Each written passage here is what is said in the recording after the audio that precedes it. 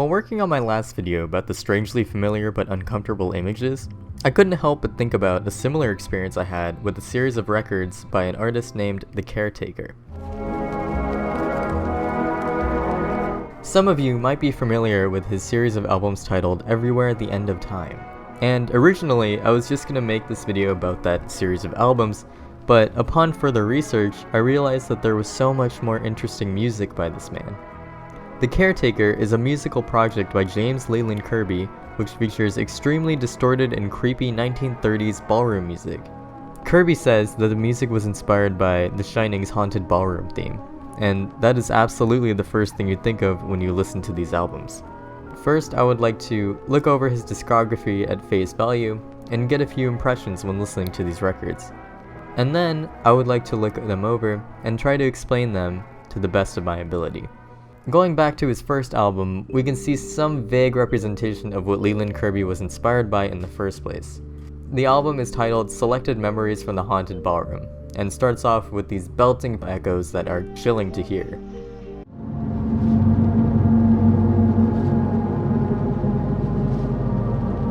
From the beginning, it is very apparent as to what type of album you are getting into. From the first few tracks, such as By the Seaside,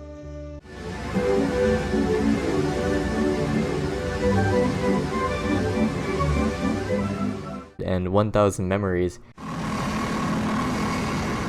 we can see that this record seems to be inspired by both 1930s nostalgia and noise. The album features music that is reminiscent of old-timey arcades and dreamlike ballroom music, and at times just straight up noise. The music sampled on this album have very distorted singing that I think adds so much to it. Songs such as Dream Waltz and In the Dark are perfect examples of this. Most of the album, however, is very chaotic and very reminiscent of artists such as Merzbow. On his albums such as A Stairway to the Stars and Deleted Scenes / Forgotten Memories, I have noticed that apart from the odd ballroom music and distortion, Leland Kirby also likes to make very atmospheric music, which is more relaxing rather than horrifying.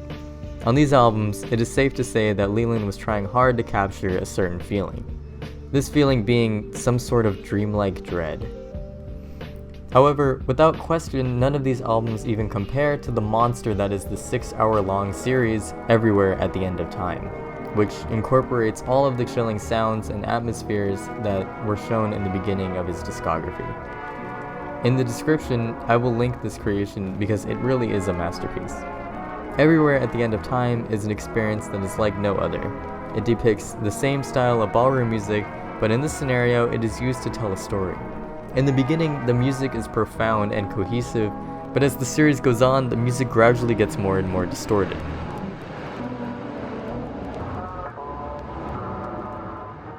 The reason this is because it is meant to sound like how it feels to go through dementia.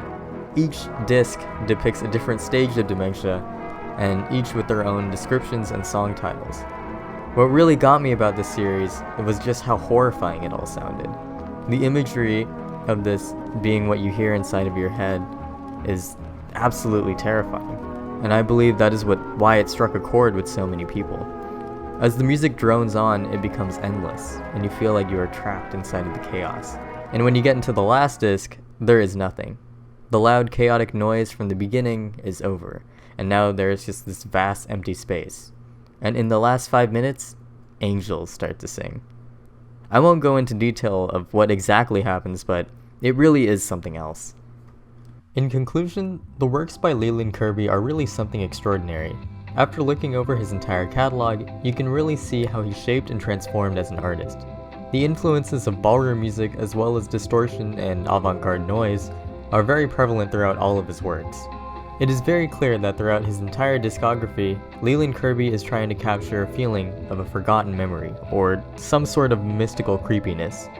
The reason that this reminded me so much of the Unfamiliar Pictures is because they kind of capture the same type of feeling. Being able to portray so many heavy emotions with little to no words is something that I find really incredible.